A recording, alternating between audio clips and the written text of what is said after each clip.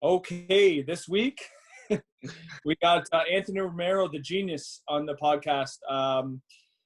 MMA fighter, Brazilian Jiu-Jitsu brown belt. He's a 9-1 amateur fighter. I feel like not a lot of people bring up the amateur record, but we're acknowledging it. He has an extensive amateur record. He's 7-0 as a professional. Is that right, Anthony? Yeah, that's correct. I should know that. I've been around for most of it, if not all of it. Anthony Romero, welcome to the show. Yeah, thank you guys for having me. I really appreciate it. This is awesome. Of course, we got Anthony Romero. This wasn't even planned. I actually was just wearing this shirt today. So, Anthony It worked out. So, welcome to the show. You have a monster fight coming up, Dana White Contender Series.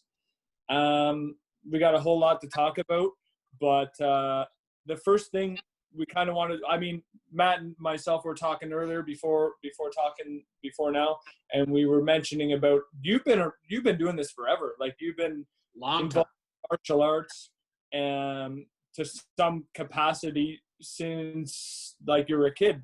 How did it all start? Yeah, I've been doing this since I was like 5 years old. I started with Taekwondo. I did a little bit of karate, but I don't really count it too much. Like I don't remember it too much. But I remember most of the Taekwondo, that whole journey. And then I just transitioned. I saw an MMA fight with Anderson Silva and Patrick Cote. That was actually my first UFC fight I've ever watched. And it was something different. And I really liked it, and I wanted to try it. And there was a gym that opened up close to my house that same year that fight happened, and I just went on from there. I was competing in just straight jiu-jitsu, competing in kickboxing, because I wasn't able to do MMA yet. So I was just practicing all the different disciplines, and then eventually once I turned 18, then it all started from there. Yeah, so kind of like what Chris was saying. So I don't know if you knew this, but we actually train. Well, I'm pretty sure that maybe we met when you were training at it was in Welland, right, at Modern Vision? Yes, yeah.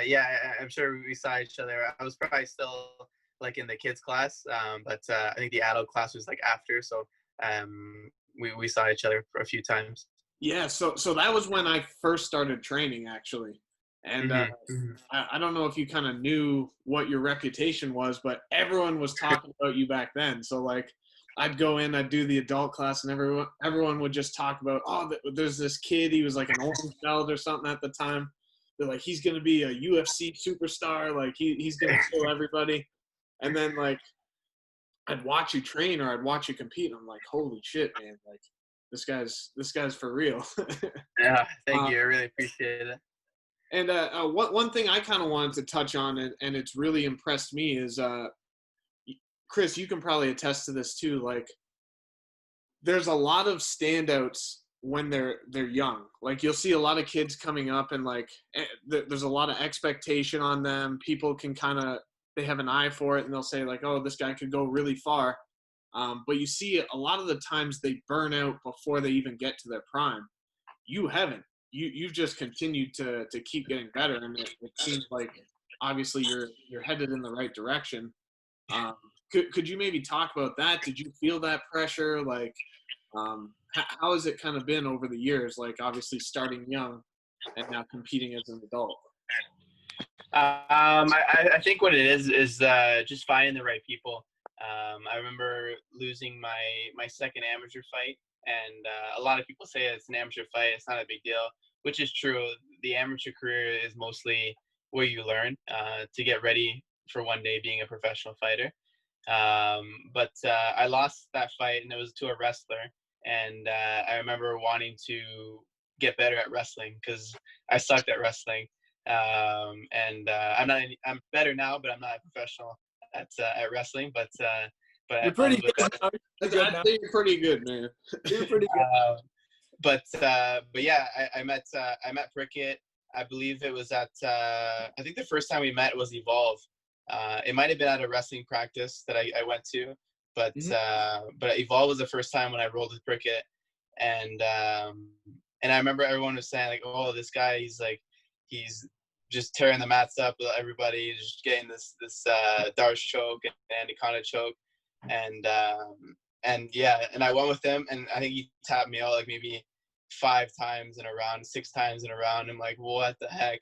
My neck was sore the next day and everything, and then from then on, we kept training, and he asked me to come to more practices at Brock, and I really enjoyed it, and I can't thank Prickett enough for believing in me and choosing me to continue, and just keeping his eye on me and getting me better every day in the gym.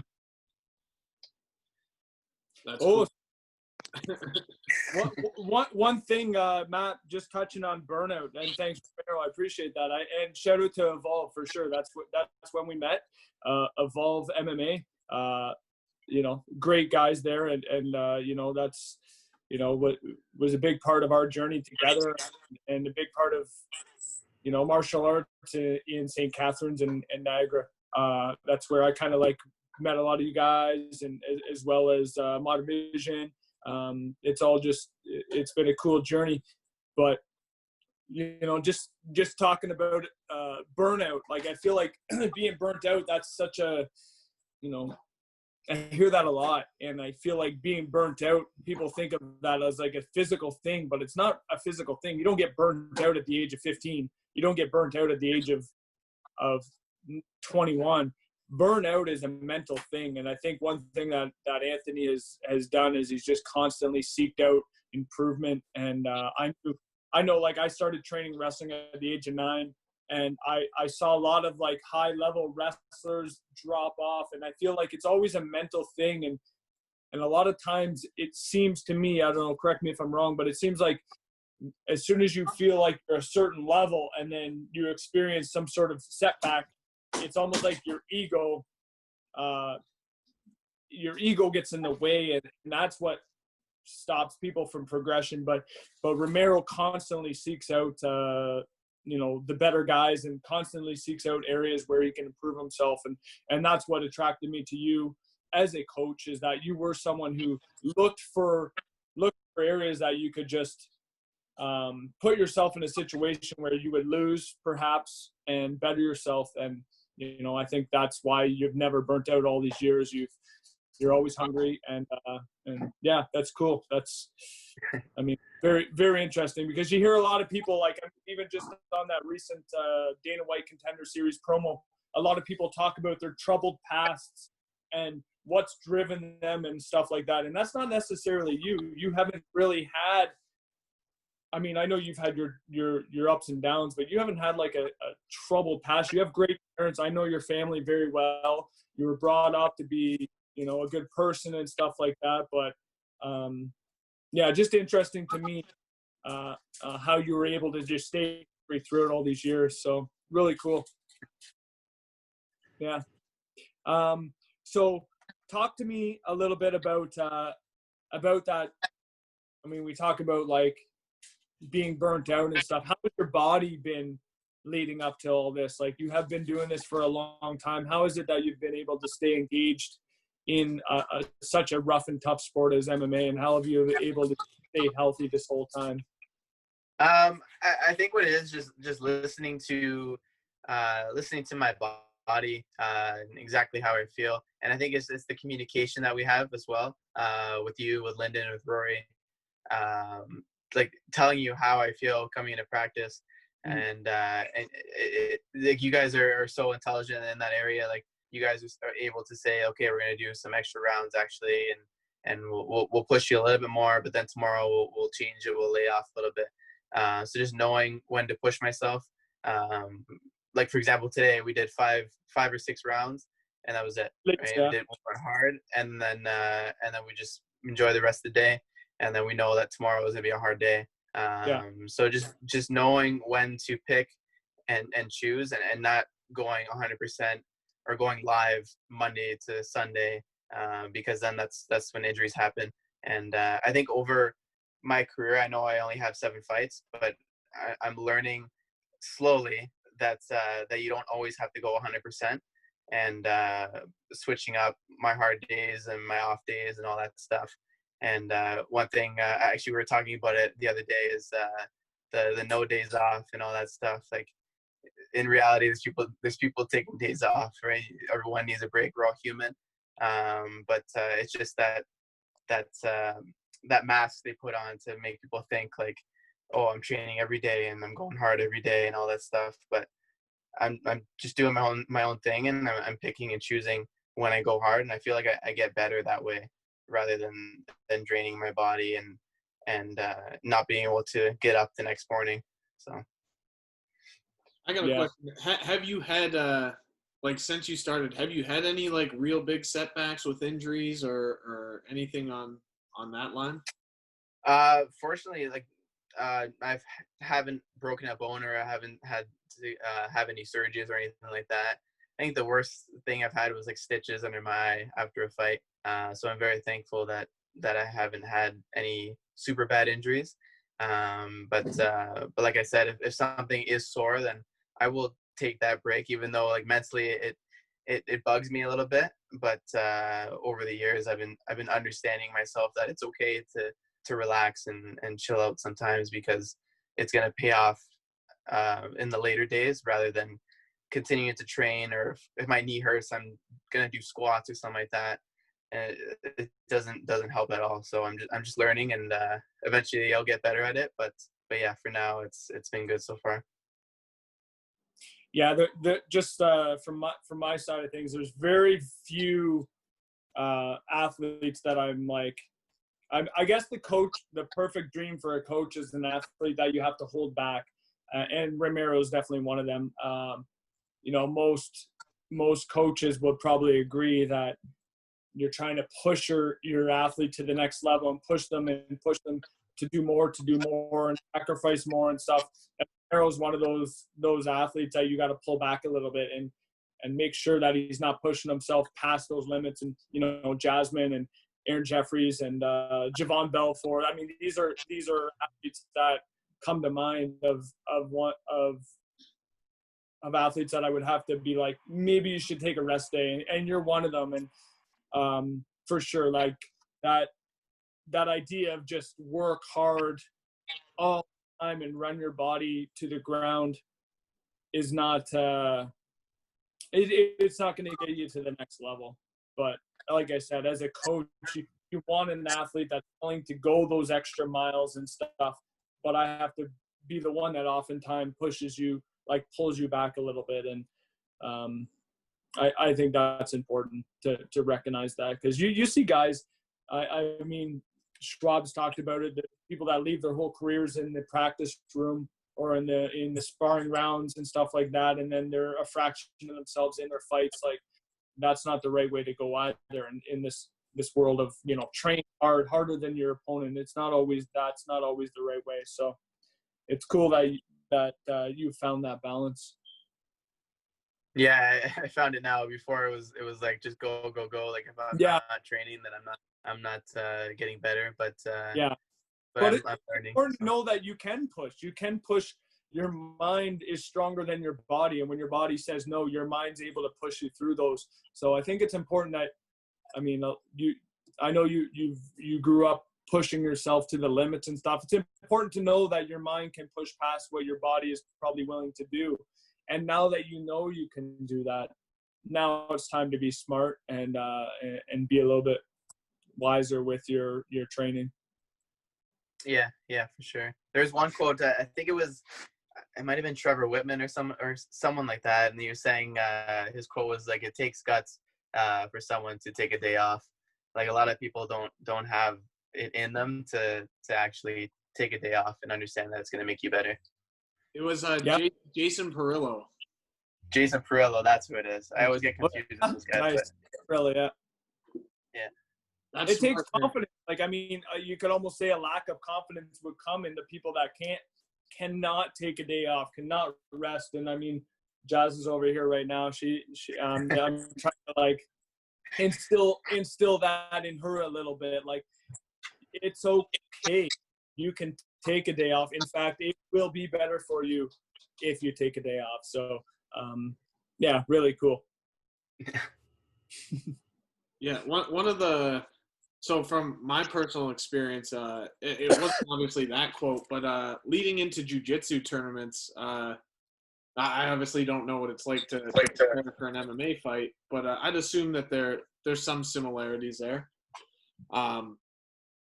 His name was Thomas Beach. I remember he said, and it really stuck with me. He was one of Canada's best grapplers coming up. He was winning all these big tournaments, and I remember he said to me leading up to, I think it was Worlds or Pans, he's like, are you going to train hard this week? And I was like, yeah, I'll probably get some hard training in on Wednesday or Thursday.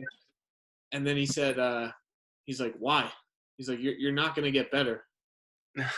Like, do you know how long it takes for you to get better at jiu-jitsu or to become a better wrestler or to like actually improve, like physically improve your skills? Like the week leading up to a tournament, that's when you need to have that confidence to know that you can work. And it kind of sounds like you take that approach.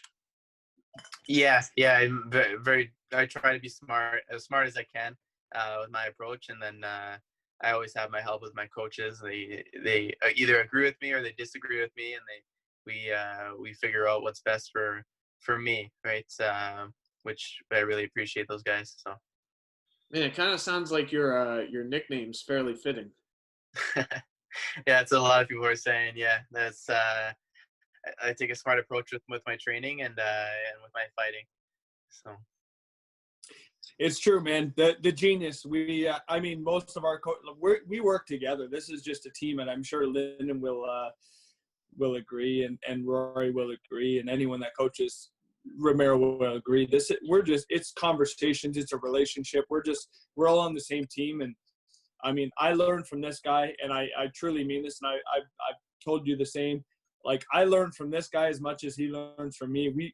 We work together and we figure things out on the wall. Just a couple of days ago, we were doing some wall work, and I share some of my insights and some of the ideas I have and some of the stuff that I have success with, and with him, as much as he shares some of the insights that he has with his wall work with me. It's just that relationship you have, the coach athlete. I'd say we're coach athlete / training partners. We train together a lot too. So I still got a few rounds left in me, and I try to work with Anthony as much as I can and give him good rounds and stuff like that. But ultimately, I mean, this is the Genius Show. He is a smart man, and he's going to learn from anybody and everybody. And it doesn't matter if you're better than him, worse than him, equal to him. He's going to learn from you. He's going to adapt. He's going to build. He's going to take what is useful, discard what is not, and add what is uniquely his own. So that's the ideal athlete. He's willing to work, and he's willing to work hard. And we're talking almost like this whole first half, we're talking about, listening to your body and stuff like that. This guy listens to his body, but he's also willing to bypass that and work hard when it counts. And I feel like that's more, I don't know. It's gonna come to fruition in these coming months, and I'm excited for it, and I'm excited for the whole team. We have a whole slew of people, and Anthony's become one of the leaders in the gym.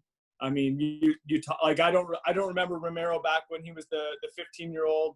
I was just talking with D-Marks today about him, sweeping the mats, and he was the kid that, walking around.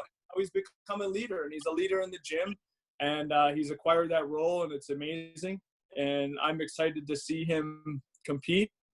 I'm excited to see him go out there and be ready for a war. I don't know. It's just, it's good times in Canadian MMA, I guess. We have a lot of good fighters coming up. And Romero's definitely looking like he's going to be the next one to put Canada on the map.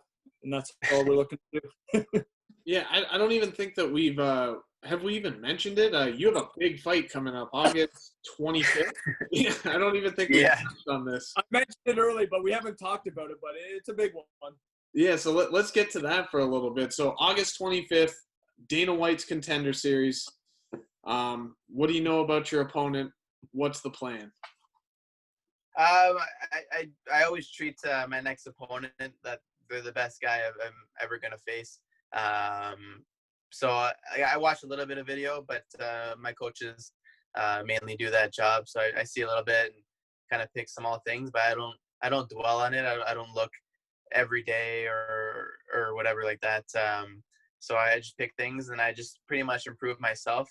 The 8 weeks, whatever I have, and then on fight night, then I'm ready to go, and I'm a better version than I was my last fight. So I'm expecting him to be the best guy, the best striker, the best grappler. But at the end of the day, I know I'm going to succeed, and I'm going to get that contract. So I'm just excited for the 25th. I'm excited to put a show on, and then, like Rick said, put Canada on the map. Awesome. Hey, Yeah, I got a question, maybe a personal question. How's your dad doing throughout all this? Because he's a big part of your career, and I mean, like, he comes to all your events. He's obviously been a big influence on just your discipline and your mental strength and stuff like that. I mean, it's beaming through him as a person, and I've had the privilege to meet him, and I mean, he's your biggest supporter. I mean, along with your mom and your family and your brother. How's he doing through all this, and how's he feeling? He's excited. He's excited. He's always wanted me and all of his kids to find something and succeed at it. He wants the best for us. And I'm not even close to a fighter. If you want to know about a real fighter, you'll ask him all his stories. Yeah. He has amazing stories from when he was younger. He was in the army. His travels from El Salvador to Mexico to California and then to Canada. Like, it's just an amazing story that he has, and that's a true fighter. And yeah, he's been very supportive this whole time, making sure that I'm training. Obviously, I'm going to train on my own, but he's always asking, like, oh, how was training and all that. Along with my mom, they're both very supportive, and I have to thank them because they're the ones who signed me up for my first karate class or first taekwondo class, taking me to jiu-jitsu tournaments at like 6 a.m. all the way to Toronto or however far it is.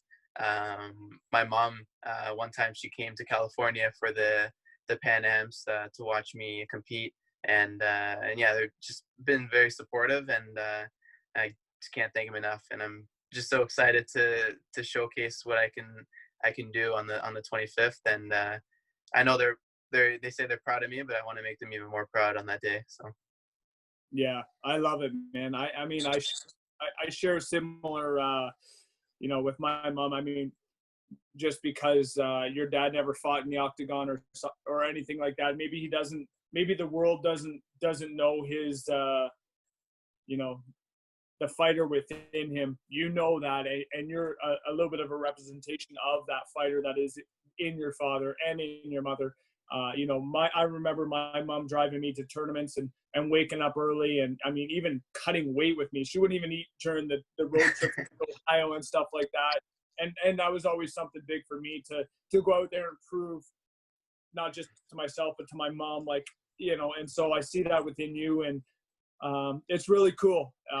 Your dad's a beast. Your dad's the man, as well as your mom and your brother, your whole family, your sister, and I just saw the deal about your sister doing the climbing the ropes and stuff like that. It's really cool to see that you get to pay it forward to your family, and talking about what makes you get up early in the morning, and what makes you do those extra rounds, and what makes you what's your why. You have that why. You have that reason to train hard. You have that reason to go fight and to win. And I mean, it's largely due to your upbringing, and your father and your family and all that. It's really cool. I'm excited to be there and be a part of it, to share that with them. Yeah, it's gonna be exciting day, and all the hard work's gonna definitely pay off. And like I said, I'm just excited to make it happen. Yeah, get to pay it forward to all your training partners. I see your little scratch on your neck there. Dumont. You're wrestling a cat today. Jared Dumont, he's been there with you. He's been there with you since the beginning too. I mean, or at least I've known you. He's been there. He helps you out on the day-to-day. And I don't know. I know Jazz and myself, and everyone that's kind of helped build you up and help build this team up and ourselves up. It's going to be nice to pay it forward, and your time's coming very soon. Yeah, about 4.5 weeks, I think, starting Monday. So it's coming soon. Yeah. Very nice. That's cool. It was nice to hear all that stuff that Frigga had to say. It's awesome to hear that. It's just cool. We have such a great relationship in the gym, and like I said, it's pretty cool to have someone that understands me. If I were to go to a different gym, like one of those mega gyms like ATT or just all those big gyms, it's hard to find that relationship with a coach, and it's pretty cool once you find that. It's not something that you want to let go. And I'm very happy and fortunate that I don't have to go here and there and switch coaches every camp like some fighters have to do. I'm just here to stay, and I'm happy with the way things are going. Awesome. That's sick. Pumped, man. Hey, family first. That's all it is. Like, I love it. I mean, I think it's so cool because when you genuinely want what's best for somebody, like I feel like I have that. I mean, I have no issue with. I mean, Jazz, like you close. Like, I mean, this is the love of my life, and to truly love something, you're willing to let it go. And I feel like with coach-athlete relationships, a lot of coaches are more invested in their personal advancement, their personal. But when you truly have investment in a person, like I want Romero to get the best work that he can possibly get. I want Jazz to get the best work she can possibly get. I want Aaron to get the best work he can possibly get. And I feel like sometimes people just get mixed up with that a little bit. And so, yeah, we just want the best, and wherever the best is, we'll find it. And if Aaron needs to travel down to Vegas, if Romero needs to go down to Florida, get some work in, we'll get that work in. If we need to have people flown in, if we have someone coming in Wednesday for the next week or so to give you some different rounds and stuff like that. We have our genuine best interest in each other, and I think that's important, and that's why it's worked out for us. So that's cool. Awesome. Okay, we rolling round two or what? I'm not gonna lie, I've been recording this whole time, but Oh, okay. I didn't see it. I was like, you're just chatting. Yeah. So. All right, but nothing to do. I'll figure out the editing. Don't worry, or I'll just pawn it off on Kyle or something. Whatever, like man. Hey, we'll make it work. Yeah. All right, guys. So we're back from a quick commercial break. Just want to thank our sponsors. I think we're actually the first podcast to be sponsored by both Coke and Pepsi. So that's really cool. Yeah, Coke and Pepsi, they're our proud sponsors. Yeah. To be honest, can't tell a difference between the two. You can't? No. No, they can't. Yeah. I mean, I think if I drank a Coke and a Pepsi, I could tell that there were two different drinks, but I wouldn't be able to tell which was which. For sure. But, I mean, they're both fantastic beverages, and, really grateful for those guys. So, Thank you. So back to what we were talking about before. So, August 25th, we got we don't have a podcast coming up. We're actually doing a podcast right now. Anthony, you got a fight coming up August 25th. It's Dana White's Contender Series. So you're about 5 weeks out. What does that next 5 weeks look like for you? Just like Prickett says, hard work. The next couple weeks. Just enjoying this time, right? A lot of people hate being in camp, but I'm excited preparing for something that's going to elevate my career, and I'm just excited to get so close to accomplishing my goal. And August 25th is going to happen, and I'm just excited for the next few weeks, just getting better and better. Like Prick said, I have someone coming down this week for some sparring, and just excited to train with someone else, gaining more knowledge. And I'm sure I'm going to ask a lot of questions. And yeah, just getting better over the next couple of weeks is what I'm most excited about. Amazing. Yeah, I'm really excited to see you fight. I know Chris is. I know pretty much everyone that's met you. Like, I'm a fan, so I can't wait to see it. Really looking forward to seeing you do some great things, man. Thank you. Thank you. We got another fellow. Just kind of talking about the family aspect that and community that we've been kind of building, the Dodge Sports family. We have a young man, Zach Powell, coming down, another 155er coming down from Montreal, I believe. He's coming down this week to get some work in with Anthony, and just excited to do some cross training and getting those different looks. I think it's really important to get some different looks. That's one thing as a small gym, as a small gym that we kind of lack, that some of the big gyms have, is they have those different looks all the time. So just trying to get some different looks for Anthony leading up to this, and make sure that that he's getting those different sparring rounds. And sometimes that's a weird thing when you're training with the same people, and that's the advantage they have. I would say within these next 4 to 5 weeks, do you think anything is going to be different for you as opposed to your previous 7 fights, or what do you have in store, and what should I guess the fans be looking for from you as a fighter? Are you going to be the same as Romero? Are you looking to be like a new person, or what should we look for August 25th? Yeah, just pretty much expect the unexpected, I would say. My last couple fights have been switching it up. I've been able to get those finishes, whether it's submission or by knockout. So I'm just prepared if it goes to the ground or if it's standing up, and it's just ready for a hard fight. And I'm expecting a hard fight because he has the same dream and goal that I do, right? Yeah. Everyone still wants to accomplish getting that contract. So why would he not be prepared? So I'm just excited for a hard fight, and just all the hard work is done, or not done, but it's being done. And like I said, it's just, I'm excited for everything that's happening, and it's pretty much not the same, but it's nothing different. Like I don't know how to explain it properly, but I'm not really switching things up too much. There's a saying, right? If it's not broke, why fix it, right? Just improving small things, right? I don't want to go out of my comfort zone and do something that I would never normally do, because who knows if it's going to work or if it's going to improve anything at all. Just pretty much improving my skills in wrestling and striking and jiu-jitsu and every mixed martial arts.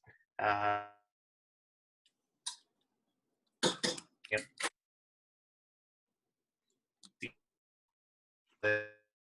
Sorry, Anthony, I think we lost you for a second. The same thing. The sound of the most important fights.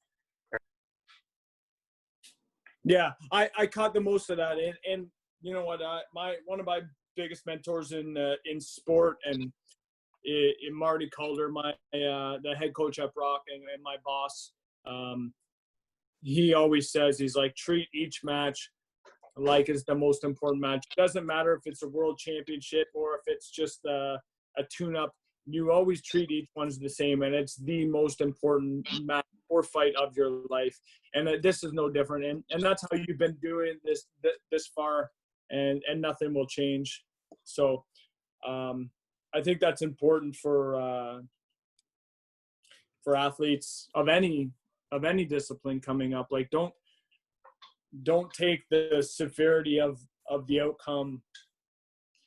I mean, don't treat this like it's any more important than any fight. Any fight has been just as important as this one, and this Dana White Contender Series fight is just as important as your last one was, and it'll be just as important as the next one is, and it'll be just as important as the next one is.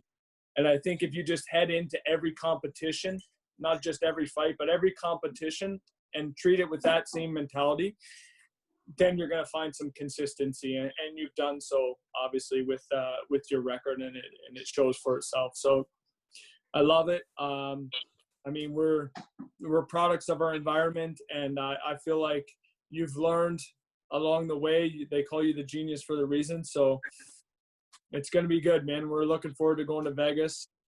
Got a quarantine. We still have some more hoops to jump through. You've already been down to Vegas. You've done some filming. We got to see you a little bit on the big screen. Maybe some more will come out, but it's exciting times. It's exciting times, and this is just the beginning. So exciting. Anything else? Sorry, what was that, Chris? Anything else from you? Do you got any more questions? I was going to say, on a lighter note, why don't we do some rapid fire questions? I know. Oh, yeah. I do have. Can I start? Can I lead the way? Yeah, go ahead. Okay. I got a question. You got to be honest. Who would you say, and this is a broad term, but who would you say is the most athletic of the Romeros? Ooh. Between you and your siblings? I would probably say the my most sister. natural talent. I would probably say my sister, just because gymnastics is such a difficult sport. If you take a gym, there's like an experiment or something like that. I heard that if you take a gymnast and a bunch of different athletes to do the same task or whatever athletic task, the gymnast would be able to do most of them better than any of the other athletes. But Simon's a great athlete. He's super good in boxing. He won Golden Glove championships and all that stuff. So he's super intelligent in that area. But I would say she's probably more athletic than me. She can do these crazy flips that I could never even think of doing. So that, yeah. I'm glad you said that, because I'd have to agree. I mean, Simon's a beast. I've got to see him move around. He's so good on his feet, man. He just what an athlete he is. But your little sister, she's a beast. I mean, the whole family, but your little sister, she's got a bright future for sure. Yeah, she wants to be an Olympian one day. So does my brother. So I believe maybe they're both great athletes. The whole family. Too bad MMA wasn't an Olympic event. Yeah. Not yet. All right, I got one for you. Let's see. If you could win a fight by one of these two options, what would you pick? Rear naked choke or walk-off knockout? Walk-off knockout. Yeah. Come on. No, your soul just. I died a little bit inside. I guess a walk-off KO would be pretty badass. Yeah, it would be a good feeling. Kind of like my last one. It felt pretty cool. Like Prickett was at all my sparring sessions and just going through preparing for 5-minute rounds. Yeah. And it was so nice just to get in there and fight for a minute. So yeah, I'd probably have that. Yeah. As a wrestling coach, that's the best thing to see is no wrestling even having to be taking place. Just a quick knockout. That was something else. What a moment. Yeah, for sure. But I do see a lot of rear naked chokes happening in the gym. So yeah. I don't know if I have any more. You know what? I do have a question for you. I don't know if this is like a fan favorite question, but you've mentioned a few times in interviews and just this one that you began in karate and taekwondo. It gets a lot of like flack. It gets a lot of abuse. Karate. I mean, outside of Wonder Boy, there's not many karate practitioners that go to the next level. How much of an influence do you think taekwondo and karate has had in your career, if any? I think it's had a lot. I think with discipline, it takes a lot, especially with it being more of a traditional martial arts, having to bow and just respect others and all that. Just in my life in general, it's made a big impact. And then just like small techniques, like being light on my feet, especially for Taekwondo. They're always like switching their stance. They have a nice, like they're light on their feet, they're bouncing. Like the techniques for the kicks, even though I'm still corrected, with Lyndon's always correcting my kicks and making them better. But a kick in Taekwondo and I guess a Thai kick is totally different. Taekwondo kick's a little bit more for points, where a Thai kick's more for creating damage. So yeah, that's I guess those are the two main things I would say. Other than that, being able to have superpowers and break boards, it was pretty cool too. Can you still break boards? Have you done that recently? I don't know. I have no idea. I can't remember the last time I've done that. I have a bunch of broken boards in my room. They're all stacked up there, but I think there's like the date in like 2005 or something like that.